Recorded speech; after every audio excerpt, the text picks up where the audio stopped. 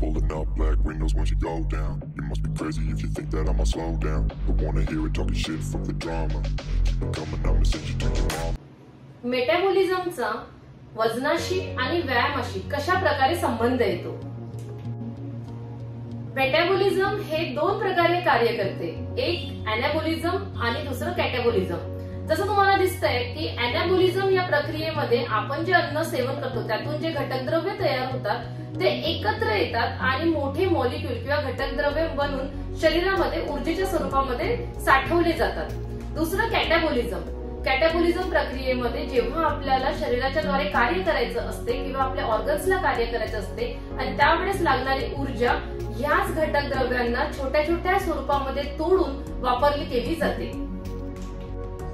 Metabolism ही एक complex process आहे जे शरीरातील वजन किती सहजतेने वाढते किंवा कमी होते यावर परिणाम करते आणि इथेच कॅलरीज येतात.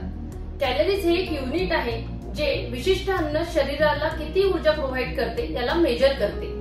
उदाहरणार्थ चॉकलेटमध्ये अधिक कॅलरीज असतात आणि ऍपल मध्ये कमी कॅलरीज असतात. तर चॉकलेट मधल्या ज्या एक्स्ट्रा कॅलरीज आहेत त्या शरीरामध्ये चरबीच्या स्वरूपामध्ये साठवले जातात. एखादी व्यक्ती किती कॅलरीज बर्न करते हे त्याच्या स्नायू आणि चरबीच्या प्रमाणावर आणि बीएमआर वर अवलंबून असते. बीएमआर म्हणजे बेसल मेटाबॉलिक रेट.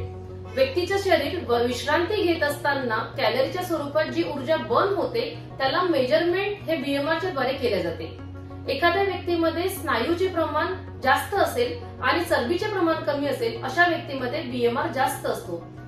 परंतु काही लोक आपला बीएमआर हा बदलू शकतात. उदाहरणार्थ एखादी व्यक्ती कमी कॅलरीज सेवन करून जास्त व्यायाम करत असेल तो फिजिकली फिट राहून आपला बीएमआर वाढवू शकतो.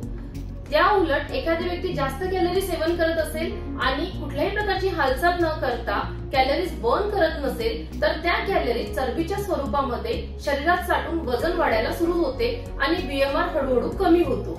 याचा पूर्णतः परिणाम ओबेसिटी आणि अदर डिसीजेसवर दिसून येतो.